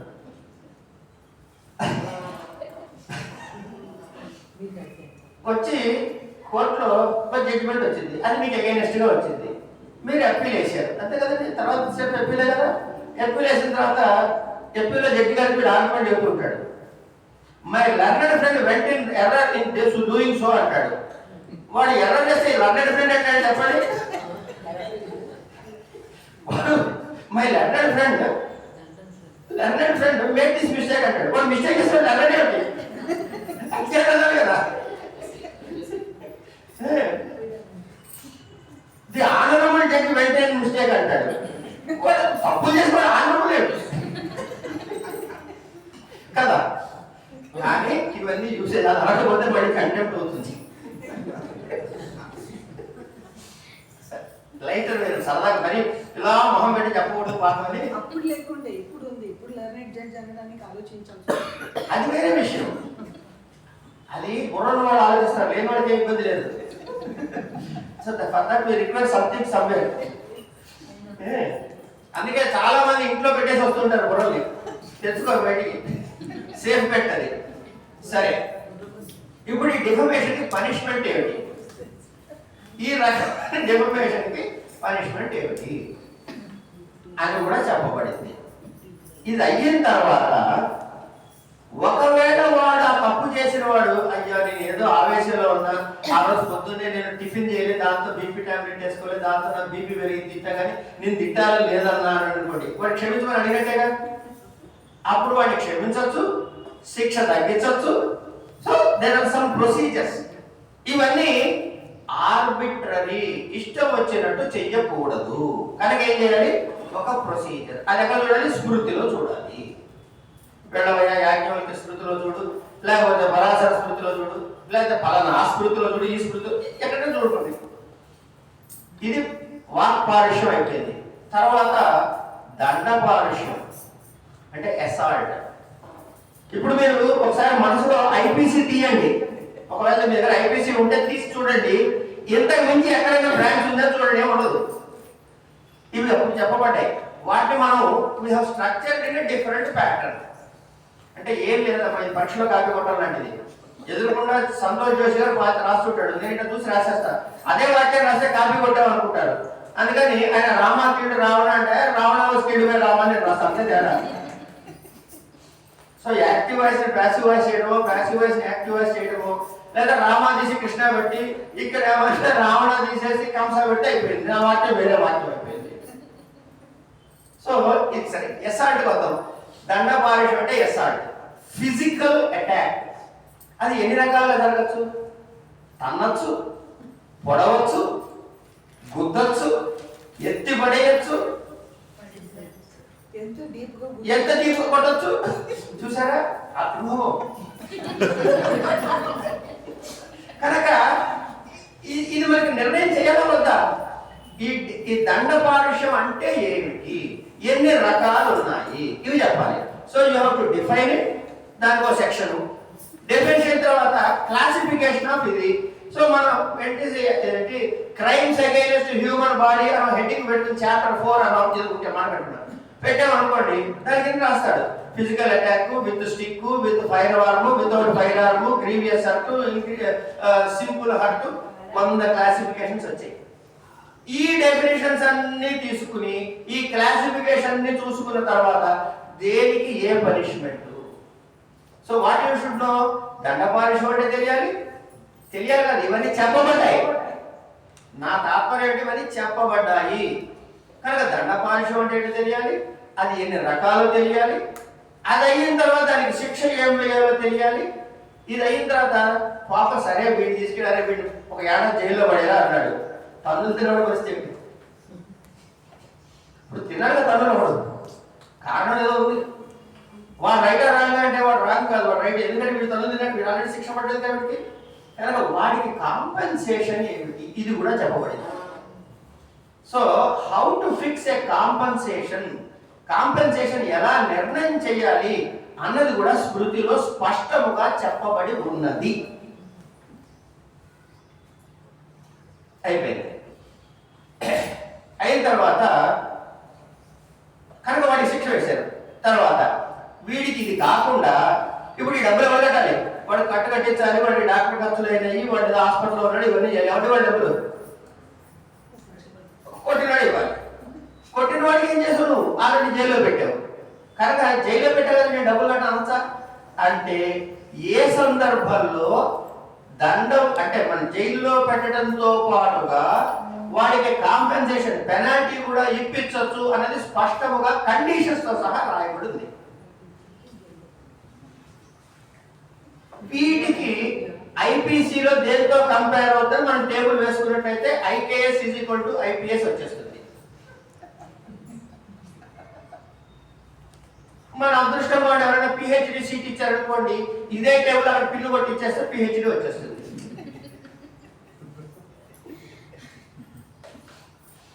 తర్వాత ఇప్పుడు ఏమైంది, మొట్టమొదట తిట్టడం అయింది,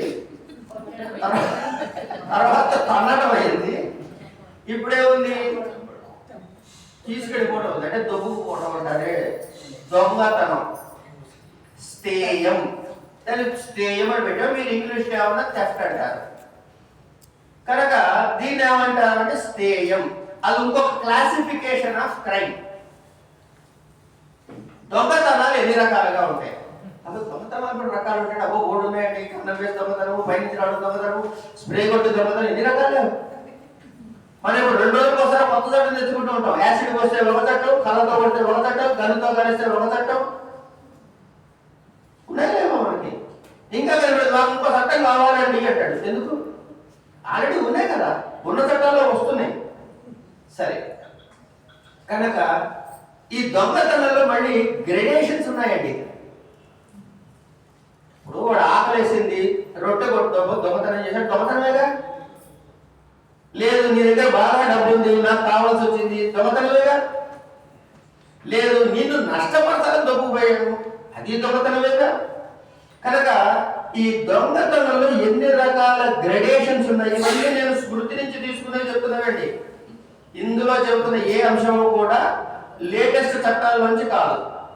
యాజ్ఞవల్క్య స్మృతి, పరాశర స్మృతి, నారద స్మృతి, మహాభారతం, ఈ కాంటెక్స్ట్ లోంచి తీసుకున్నటువంటి. ఉటంకిస్తే టైం సరిపోదు కాబట్టి ఉటంకించట్లేదు. లేకపోతే ప్రతి దానికి ఒక శ్లోకము ఉన్నది, ప్రతి దానికి ఒక కారిక ఉన్నది. అది చదువుకుంటూ పోతే జోషి గారు పక్క నుంచి మళ్ళీ ఎక్స్ప్లెయిన్ చేయాలి, అందుకని అది చదువుకుంటాం మనం.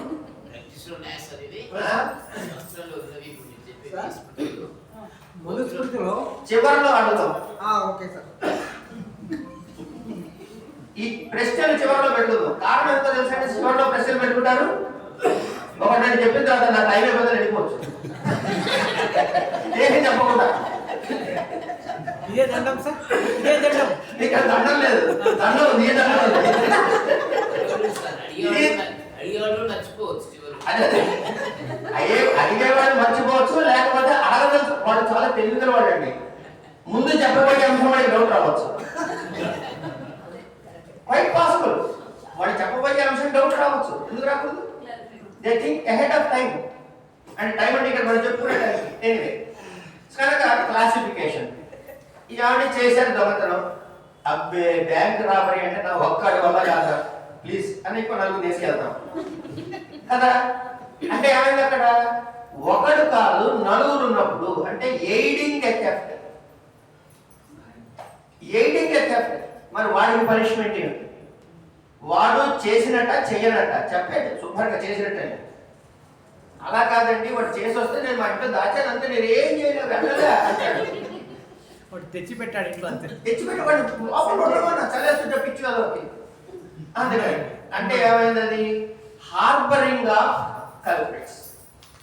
There is a provision in IPC even today. ఏమండి అయిన తర్వాత ఈ దొంగతనాన్ని ఎలా క్లాసిఫై చేసి పెనాల్టీ వేయాలి వీళ్ళకి అంటే క్లాసిఫికేషన్ ఆఫ్ థెఫ్ట్. ఏమండి ఎందుకు వాడి ఎక్కువ శిక్ష విధించాలా తక్కువ శిక్ష విధించాలా అని నిర్ణయం చేసేందుకు. తర్వాత ఈ దొంగతనం చేసిన వస్తువు మళ్ళీ వెనక్కి ఎప్పుడు ఇవ్వాలి. ఇప్పుడు మనం వెళ్ళి పిటిషన్ పెట్టుకుంటాం. పిటిషన్ పెట్టుకుంటే నీదే అని చెప్పు, దాని రంగు మార్చకు, రుచి మార్చకు, ఎవరికి అమ్మకు అని సంతకం పెడితే నీ బండి నీకు ఇస్తామంటారు కోర్టులో. ఇవన్నీ అప్పుడే చెప్పాడు కానీ మనం చదవలే. అటెండర్ ఇంట్లో కోట్లధనము అమ్మా అటెండర్ ఇంట్లో కోట్లధనం దొరికింది అంతే. ఇక అవన్నీ ఉంటాయి, అవన్నీ ఉంటే మనం అడగకూడదు. ఇప్పుడు తెలుగులో సామెతలు ఉన్నాయి కదా తల్లి, కోడలు అత్తగారు ఏమన్నా అనొచ్చా? అనకూడదు కదా. ఇలా అన్నా తప్పే, అలా అన్నా తప్పే. మిగతా విషయం మీరు పూరించుకోండి. ఏమండి తర్వాత ఈ దొంగతనం నుంచి ఎక్కడ అది దొంగతనం కింద రాదు. దొంగతనం నిజంగా వీడు చేసింది దొంగతనమే, కానీ దొంగతనంగా పరిగణించట్లేదు కొన్ని సందర్భాలు. ఏమిటా సందర్భాలు? అవి కూడా వివరించబడ్డాయి. ఇది అయిన తర్వాత వాక్పారుష్యం అయిపోయింది, దండపారుష్యం అయిపోయింది, స్థేయం అయిపోయింది. ఇప్పుడు సాహసం. అంటే సాహసం అంటే హీరో పేరు కాదండి, చాలా క్రూయల్గా ఉంటామే, వైలెన్స్ అంటారు చూసారా, ఆ సందర్భాలు అంటే మర్డరు ఇవన్నీ అందులోకి వస్తాయి. ఇక ఈ సాహసం అంటే ఏమిటి? ఎన్ని రకాలుగా సాహసం ఉంటుంది అంటే ఈ వైలెన్స్ ఎన్ని రకాలుగా ఉంటుంది? డొమెస్టిక్ వైలెన్స్, ఆ వైలెన్స్, ఈ violence, by head violence, their head violence, ఇవి ఉన్నాయి కదా. అంటే నా తలకాయ వైలెన్స్, వాడి తలకాయ వైలెన్స్ అన్న ఉద్దేశం. ఇంగ్లీష్లో మాట్లాడితే టైం అవుతుంది. మేము ఒకసారి పెళ్లికి వెళ్ళాము, వాడు ఇంగ్లీష్ మాట్లాడేటప్పుడు తెలుగు రాదు. బ్రింగ్ ద సీటింగ్ ప్లాన్స్ అన్నాడు. నాకు ఒక్క ముఖ తర్వాత పీటలు తెమ్మన్నాడు. పీటలు తెమ్మన్నాడు అంటున్నాడు. సీటింగ్ ప్లాన్స్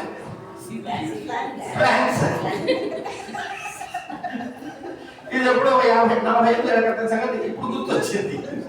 సరే కనుక కొన్ని ఇంగ్లీష్లో అయితే బాగుంటాయి, తెలుగులో చెప్పడం కదా.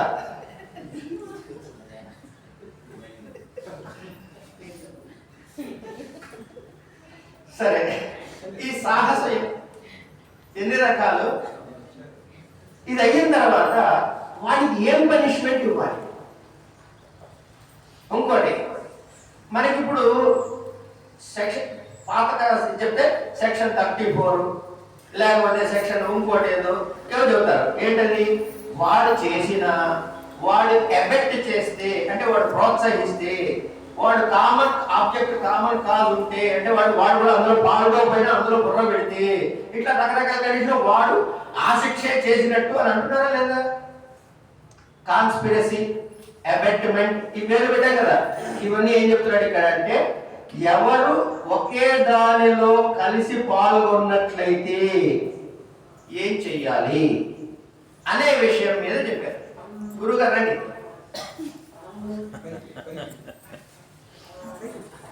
ఇది సాహసం. వచ్చిన వారు మా గురువు గారు నాకు మీమాంస పాఠం చెప్పిన వారు, అలాగే నాకు న్యాయం శాస్త్రంలో పాఠం చెప్పిన వారు కందుకూరి సత్యనారాయణ శర్మ గారు. వారు బహు గ్రంథకర్త, 4 శాస్త్రాలను లోతు పారముట్టిన వారు.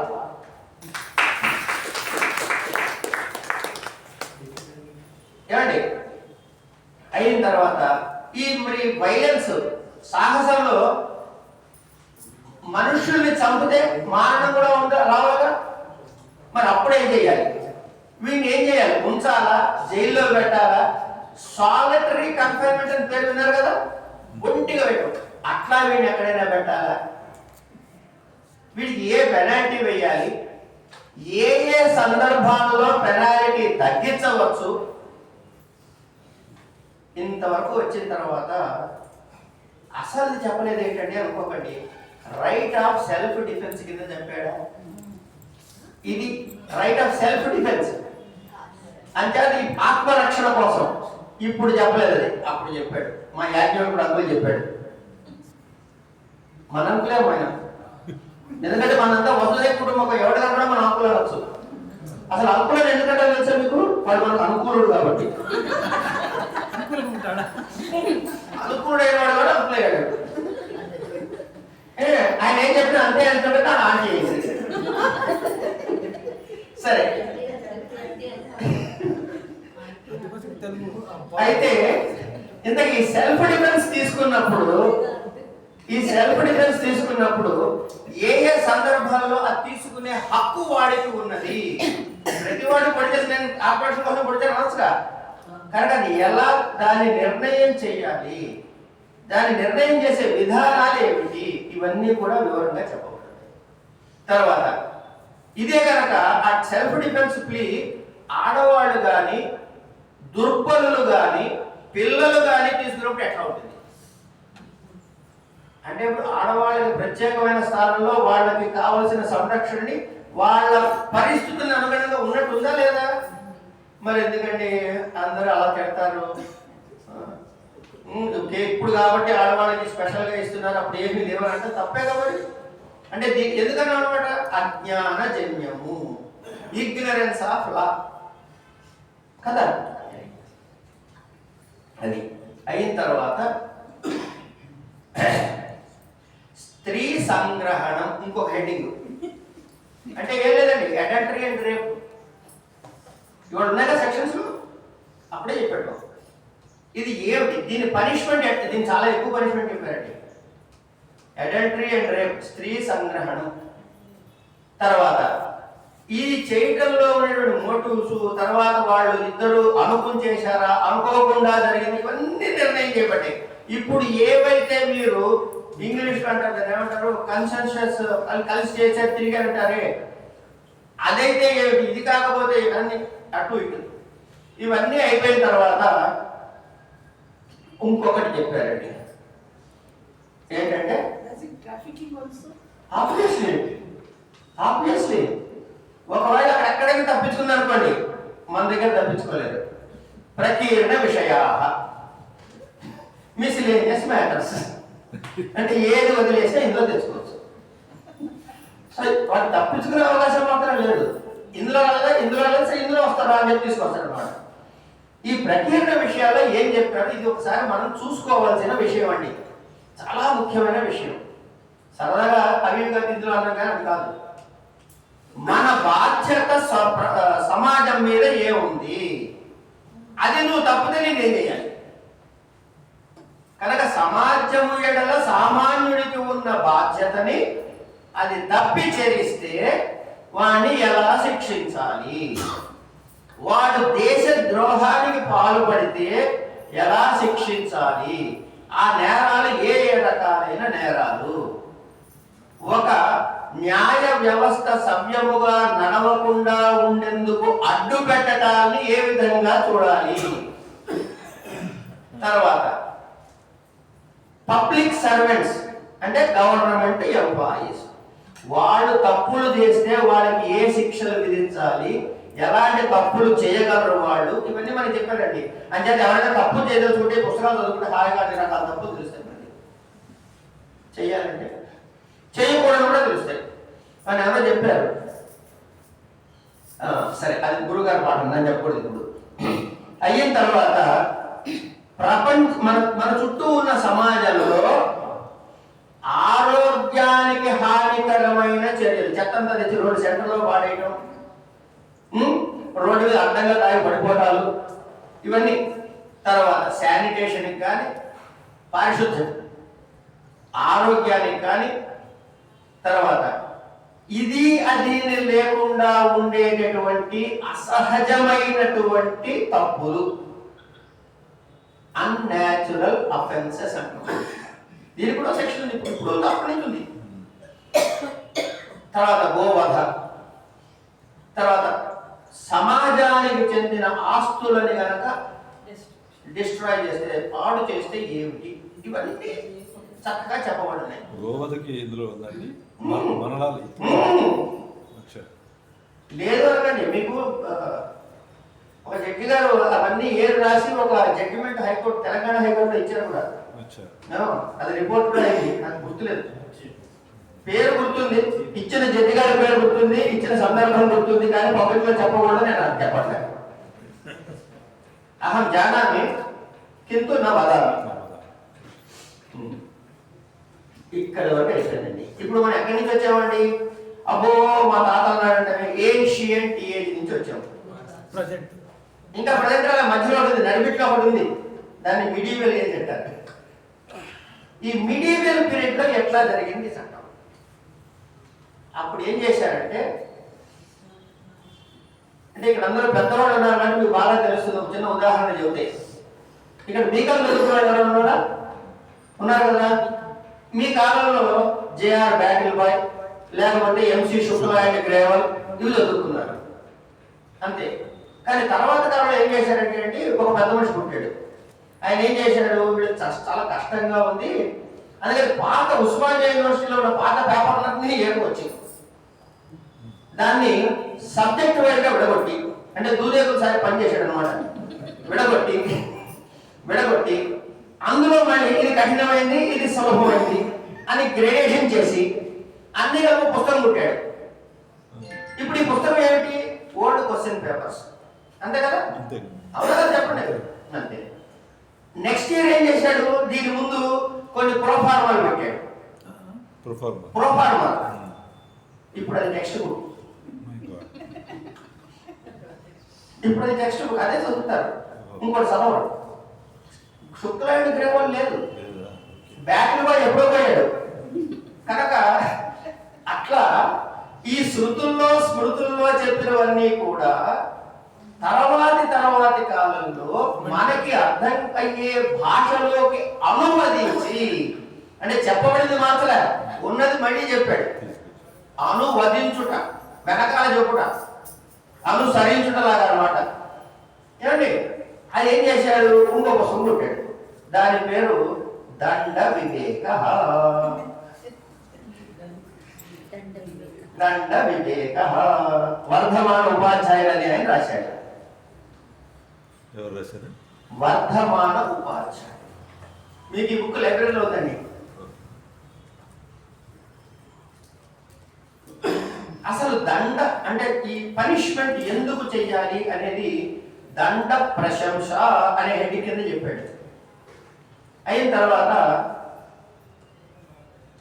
దండాదండే దోషాహ అదొక చాప్టర్. ఆ స్ట్రక్చర్ని ఒకసారి మీరు గమనించండి. ఆ గ్రంథంలో ఆయన ఇచ్చినటువంటి ప్రణాళికను చూడండి. మొట్టమొదటి ఏం చెప్పాడు చూసారు కదండి, దండ ఎందుకో చెప్పేశాడు, ఆ దండను ఎందుకో చెప్పేశాడు. తర్వాత దండ్యాదండే దోషాహ, ఎవరిని శిక్షించాలో వాడిని శిక్షించకపోతే వచ్చే నష్టాలు ఏంటి చెప్పాడు. కనుక శిక్షించాల్సిన శిక్షించి తీరాల్సిందే కదా. కనుక లంచం ఇచ్చి బయటికి తెచ్చుకోవటాలు అవన్నీ కుదరవు కదా. నేను చెప్పలేదండి, వర్ధమానుడు చెప్పాడు. అయిన తర్వాత అథ సమ్యక్ దండ గుణా. ముందేం చెప్పాడు? దోషం చెప్పాడు. తర్వాత గుణాలు చెప్తున్నాడు. ఏ గుణాలు? సరి అయిన శిక్ష వేయటం ద్వారా వచ్చేటటువంటి లాభాలు ఏమిటి? ఇది అయిన తర్వాత సరే వెయ్యాలి, వేయద్దు, ఎట్ట వేయాలిగా అంటే దండ ప్రణయనోపకరణమని. ఇవి చేయడానికి ఈ శిక్షా స్మృతులు ఎట్లా పాటించాలి, దాని ఆవశ్యకాలు ఏమిటి, ఆ వివరాలన్నీ చెప్పాడు.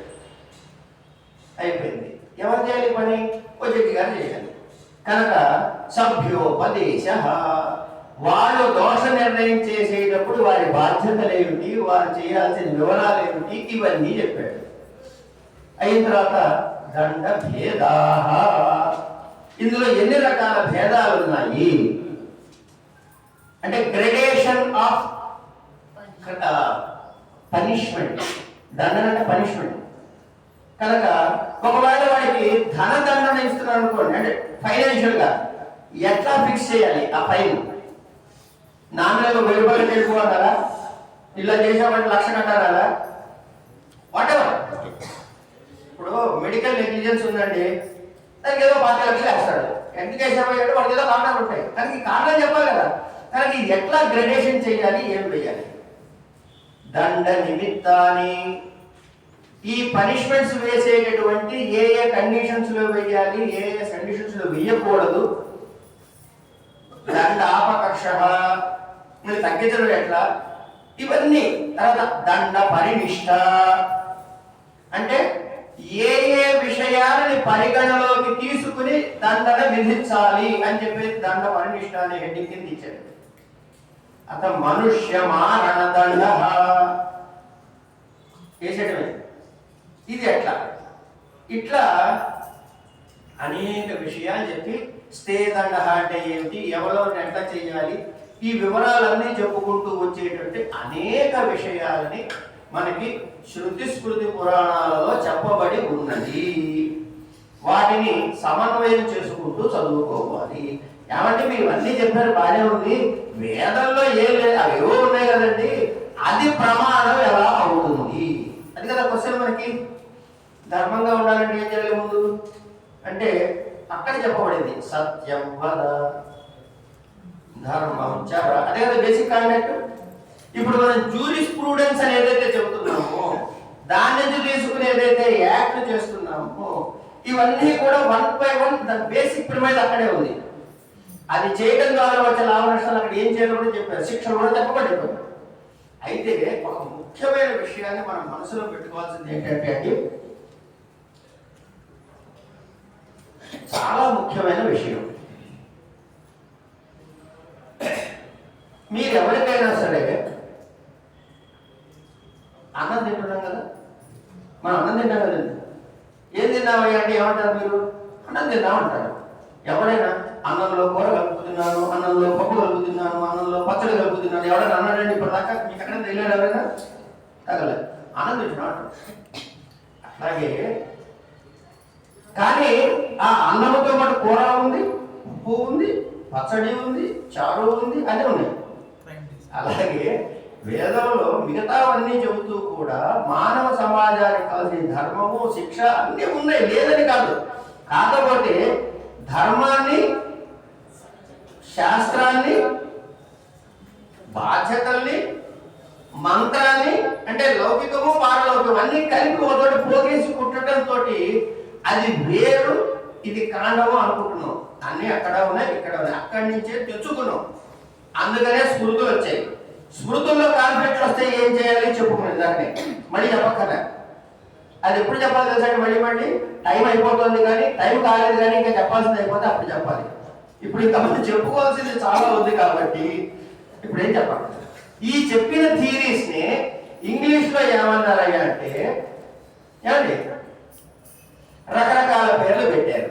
డిటరెంట్ థియరీ, రిట్రిబ్యూటివ్ థియరీ, తర్వాత వచ్చేసి ప్రివెంటివ్ థియరీ, రిఫార్మేటివ్ థియరీ అని ఈ పేర్లని లేటెస్ట్ ఇంగ్లీష్ పుస్తకాల్లో కనపడేవి. వీటి సంస్కృత వర్షన్స్ కనుక డిక్షనరీలో వెతుక్కుంటే ఆ పేర్లతో మీకు స్మృతుల్లోనూ కనుక ఇలాంటి అద్భుతమైనటువంటి అనేక అంశాలు, ఒకటి కాదు రెండు కాదు, అనేక అంశాలు ఇందులో ఉన్నాయి. కాబట్టి వాటిని మరొకసారి దర్శించాల్సిన బాధ్యత మనకి ఉన్నది. అది లేకపోతే మనం నేల విడిచి సాము చేసిన వాళ్ళం అవుతాము అనేటటువంటి ఒక సంకల్పంతో అనేక విధాన నిర్ణయాలలో భాగంగా ఇప్పుడు జరుగుతున్న ఈ ఐకేఎస్ ధర్మశాస్త్ర అనే ఈ సదస్సులో నేను కాసేపు 4 మాటలు మాట్లాడినట్టు నటించడం. నేను నిజానికి చెప్పింది అన్ని మీకు తెలిసినవే చెప్పా, కానీ నేను చెప్పినట్టు పోగొట్టాను అంతే తేడా. ఏమండి కనుక ఇలాంటి సందర్భాన్ని తయారు చేసేందుకు కొంతమంది తెల్ల జుట్టు వాళ్ళు నల్ల జుట్టు వాళ్ళు కూడా ప్రేరేపిస్తే, అంటే యువతని ప్రేరేపిస్తే వాళ్ళకు కూడా ఇది అందుబాటులోకి తీసుకువెళ్ళగలిగితే మనం మన సహజ స్థితిలో బతికే అవకాశం కలుగుతుంది. మన సహజ స్థితి ఏంటంటే ఒరిజినల్ మూలాలు మర్చిపోకుండా వెనక్కి వస్తాము. ఎందుకంటే ప్రస్తుతం ఉన్నటువంటి చట్టాల నుండి కార్యక్రమాల నుండి ఇవన్నీ కూడా అందులోని శతాంశమో ఇంకా సహస్రాంశమో కానీ సమగ్రంగా మాత్రం కాదు. కనుక తెలుసుకోవాల్సింది ఎంతో ఉంది. అందులో కొన్ని విషయాలు మాత్రం మీతో ఇవాళ పంచుకుని కాసేపు కాలక్షేపం చేసినట్టు నటించాం. కనుక మీ అందరికీ ఓపిక శ్రద్ధగా ఉన్న మీ అందరికీ మరొకసారి ధన్యవాదాలు చెబుతూ ఇక్కడికి ఇది ఆపుతున్నాను. తర్వాత విషయాలు ఏంటో మా జోషి గారు మిగతా కార్యక్రమాలు నిర్వహిస్తారు. ప్రస్తుతానికి స్వస్తి. నాకు ఈ అవకాశం ఇచ్చినటువంటి సాంస్క్రిట్ అకాడమీ వారికి విన్న మీ అందరికీ కూడా కృతజ్ఞతలతో నమస్కారం.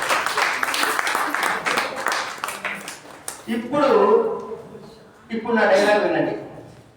బాబా